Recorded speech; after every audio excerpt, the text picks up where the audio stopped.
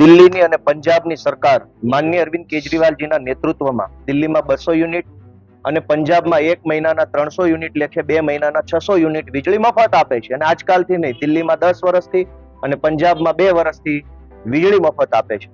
અને જનતાને ડાયરેક્ટ એમના ખિસ્સાને લાભ થાય એવું કામ માનનીય અરવિંદ કેજરીવાલજીના નેતૃત્વમાં આમ આદમી પાર્ટીએ કર્યું છે.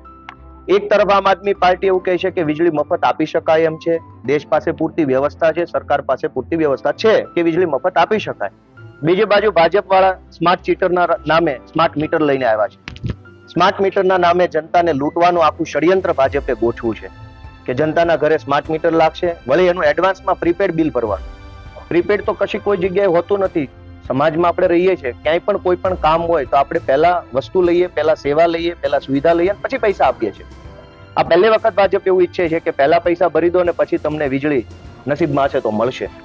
અમારી આજે આમ આદમી પાર્ટી દ્વારા સમગ્ર ગુજરાતમાં આવેદનપત્ર આપી આ સ્માર્ટ મીટરનો વિરોધ કરવામાં આવે છે. સ્માર્ટ મીટરો છે એ જનતાને લૂંટવાનો એક હથિયાર છે. સ્માર્ટ મીટરોના માધ્યમથી પોતાના મળતિયાઓને ટેન્ડરો આપીને, કોન્ટ્રાક્ટ આપીને ભાજપના માણસોને ફાયદો થાય એવું આ અમલમાં મૂકવાની ભાજપની મનસા છે. એની સામે આમ આદમી પાર્ટી વિરોધ કરે છે. આજે અમે આવેદનપત્ર આપ્યું છે અને કોઈ પણ સંજોગોમાં સ્માર્ટ મીટર લગાવવાના બદલે અરવિંદ કેજરીવાલની જેમ 300 યુનિટ વીજળી મફત આપવામાં આવે એવી અમારી માંગણી છે. આગામી દિવસોમાં ગામડે ગામડે, શેરીએ શેરીએ, મહોલ્લે મહોલ્લે જઈશું, લોકોને મળીશું, એમને સમજાવીશું કે આ સ્માર્ટ મીટરના પ્રોજેક્ટની પાછળ ભાજપનો શું બદ ઇરાદો છે, કેવી રીતે જનતાના ખિસ્સામાંથી પૈસા કાઢી લેવાની બદદાનત છે ભાજપની, એ લોકોને અમે સમજાવીશું. ખાસ કરીને તમે ભાજપના જે કાર્યકરો છે, ભાજપના હોદ્દેદારો છે, એના ઘરે મીટર લગાવવાની વાત કરી છે, શું કહેશો? ભાજપ વાળાનો એવો દાવો છે કે આ સ્માર્ટ મીટર થી જનતાને ખૂબ ફાયદો થશે, ગ્રાહકોને સારું થશે, વગેરે વગેરે વગેરે. જો ભાજપ વાળા એવું માનતા હોય કે સ્માર્ટ મીટર થી ફાયદો છે તો બધા જ પેજ પ્રમુખોના ઘરે પહેલા તબક્કામાં સ્માર્ટ મીટર લગાવી દેવા જોઈએ. બીજા તબક્કામાં ભાજપના તાલુકા પ્રમુખો, જિલ્લા પ્રમુખો અને વોર્ડ પ્રમુખોના ઘરે સ્માર્ટ મીટર લગાવો. ત્રીજા તબક્કામાં ભાજપના ધારાસભ્યો, ભાજપના સાંસદ સભ્યો, ભાજપના પૂર્વ ધારાસભ્યો અને ભાજપના તાલુકા પંચાયત, જિલ્લા પંચાયત, નગરપાલિકાના સભ્યોના ઘરે સ્માર્ટ મીટર લગાવો. અને ભાજપના પેજ પ્રમુખથી લઈ ભાજપના સંગઠનના માણસોના ઘરે 1 વર્ષ સુધી સ્માર્ટ મીટર રાખવાનું. એ લોકોને મજા આવે તો પછી જનતાના ઘરે લગાવો. જનતાના ઘરે સ્માર્ટ મીટર લગાવવા છે પણ ભાજપ વાળાના ઘરે સ્માર્ટ મીટરો નથી લાગતા. શું કામ? કે આ સ્માર્ટ ચીટિંગનો એક રસ્તો છે. એટલે આમ આદમી પાર્ટી જનતાના પક્ષ તરીકે, જનતાએ જે એમની ઉપર વિશ્વાસ મૂક્યો છે એ જનતાના પ્રતિનિધિ તરીકે અમે આજે રજૂઆત કરી રહ્યા છીએ. વીજ મંત્રીનું નિવેદન છે કે રાત દિવસનું બિલ અલગ અલગ આવશે. આ જે સ્માર્ટ મીટરની જે યોજના છે એની પાછળ સરકારના 4 છુપા એજન્ડાઓ છે. કેમ કે આપણે ભૂતકાળમાં અનેક વખત ભાજપના રાજમાં જોયું છે કે જે બોલે છે એ કરતા નથી. જનતા સાથે ચીટિંગ કરવા માટે જનતાનો વિરોધ થાય તો ખોટા ખોટા આશ્વાસનો આપે. જેમ કે હમણાં ભાજપના લોકોએ એવા આશ્વાસન આપ્યા કે ભાઈ જેને સ્માર્ટ મીટર થી તકલીફ હોય એની બાજુમાં જૂનું મીટર પણ લાગશે. તો પછી નવું શું કામ મૂકવું છે? આ તો બુદ્ધિ વગરની વાત થઈ, લોજિક વગરની વાત થઈ. ભાઈ એટલા બધા તમે બુદ્ધિ વગરના માણસ છો તો પછી 2 મીટર શું કામ મૂકવા છે? યા તો કોઈ પણ એક મૂકો. તમને તમારા સ્માર્ટ મીટર ઉપર વિશ્વાસ નથી, યા તો સ્માર્ટ મીટરમાં તમને પણ ભરોસો નથી એટલે 2 મીટર મૂકવાની વાત કરો છો. પણ આ સ્માર્ટ મીટરની પાછળ સરકારના 4 છુપા એજન્ડાઓ છે. એક કે 2022માં ભારતની સંસદની અંદર એક કાયદો લાવવામાં આવ્યો, electricity amendment act, amendment bill. આ ઇલેક્ટ્રિસિટી એમેન્ડમેન્ટ બિલ લાવી અને મૂળ કાયદો 2003 નો વીજળી અધિનિયમ છે એની અંદર સંશોધન કરવામાં આવ્યું. અને સંશોધનથી શું ફેરફાર કરવામાં આવ્યો કે હાલમાં આખા દેશની અંદર વીજ વિતરણ કંપની, એટલે એને ડિસ્કોમ કહેવાય ઇલેક્ટ્રિસિટીની ભાષામાં, ડિસ્કોમ કંપનીઓ માત્ર સરકારી હોય છે. જેમ કે પીજીવીસીએલ, ડીજીવીસીએલ, યુજીવીસીએલ, આ સરકારી અર્ધ સરકારી કંપનીઓ છે. એક એક કસ્ટમરના ઘર સુધી વીજળી પહોંચાડવાની જવાબદારી અને સત્તા માત્ર સરકારી કંપનીઓને છે. ભાજપ હવે એવું ઈચ્છે છે કે આ વીજ ડિસ્ટ્રીબ્યુશનની એટલે કે ડિસ્કોમ કંપનીઓ છે એની અંદર પ્રાઇવેટ કંપનીઓને પણ એન્ટ્રી આપી. એટલે અદાણી કંપની, અંબાણી કંપની કે જે કઈ ભાજપના નેતાઓની કંપનીઓ હોય એને પણ વીજળી ડિસ્ટ્રીબ્યુશન કરવાનો સત્તા આપી છે. એટલે એને કેન્દ્રમાં કાયદો બદલ્યો અને કાયદો બદલીને પ્રાઇવેટ કંપની પણ હવે ડિસ્કોમ કંપની તરીકે કામ કરી શકશે એવો સુધારો કર્યો. એટલે કે હવે પછી ભવિષ્યમાં પીજીવીસીએલ, યુજીવીસીએલ, ડીજીવીસીએલ ની જગ્યાએ પ્રાઇવેટ કંપનીઓ આવશે. પ્રાઇવેટ કંપની પોતાના કનેક્શન આપશે, બિલ એ ઉઘરાવશે, મીટર પણ એના લાગશે.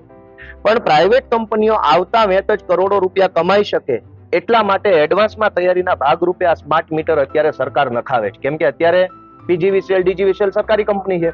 સરકારી કંપનીઓના માધ્યમથી એક વખત સરકારી મીટર નખાવી દીધા પછી પાછળથી પ્રાઇવેટ કંપની આવી જશે. એ મીટરનું બિલ રીડિંગ કરવાનું બધી જ વ્યવસ્થાઓ પ્રાઇવેટ કંપની પાસે હશે. આ સ્માર્ટ મીટરો પાછળનો સરકારનો એક બીજો બદ ઇરાદો છે. પહેલો કે પ્રાઇવેટ કંપનીઓ લાવવા માંગે છે. બીજો બદ ઇરાદો કે કેન્દ્ર સરકારના વીજળી મંત્રીનું ઓફિશિયલ નિવેદન છે કે સરકાર એવું વિચારે છે કે દિવસે વપરાયેલી વીજળીના યુનિટનું બિલ અલગ આવે અને રાત્રે વપરાયેલા વીજળીના યુનિટનું બિલ અલગ આવે. આ કેન્દ્ર સરકારના મંત્રીનું નિવેદન છે 2022માં.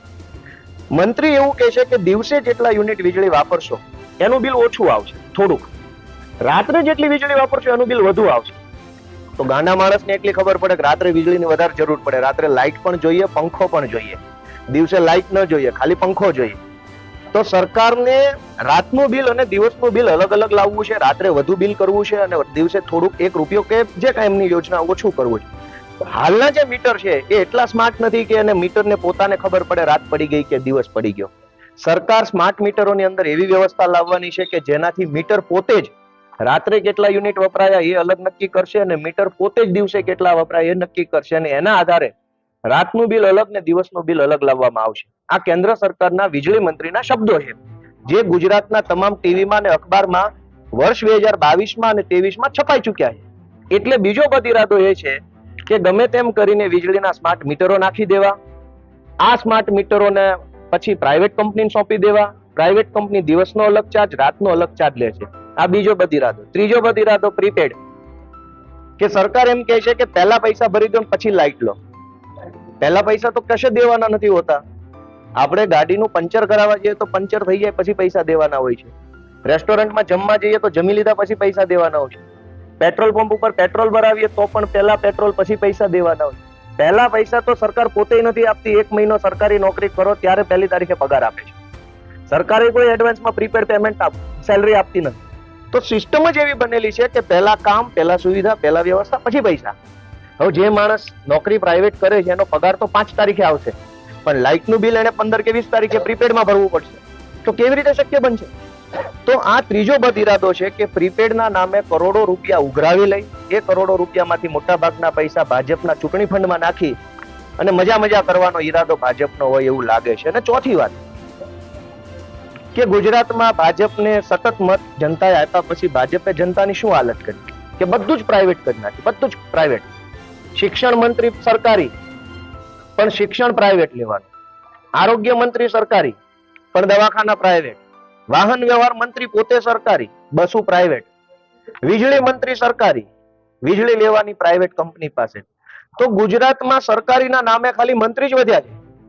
સરકારી મંત્રી સિવાય બધું પ્રાઇવેટ થઈ ગયું છે. તો આ માટે આપણે મત આપીએ છીએ, આ માટે ટેક્સ આપીએ છીએ કે મંત્રી એક જ સરકારી ને બાકી બધું પ્રાઇવેટ. તો જનતા સાથે સ્માર્ટ ચીટરો, ભાજપના સ્માર્ટ ચીટરોએ ચીટિંગ ચાલુ કર્યું છે. આ સ્માર્ટ ચીટરો ભાજપના છે એની સામે અમારો વિરોધ છે અને ભાજપના સ્માર્ટ ચીટરો જે સ્માર્ટ મીટરો લાવ્યા છે એની સામે આમ આદમી પાર્ટીનો વાંધો છે. અને ગુજરાતમાં ઘરે ઘરે જઈ એક વ્યક્તિ સુધી જઈ અમે આ સ્માર્ટ ચીટરોના જે ચીટિંગ કરવાના 4 રસ્તાઓ છે લોકોને અમે જણાવીશું. Thank you.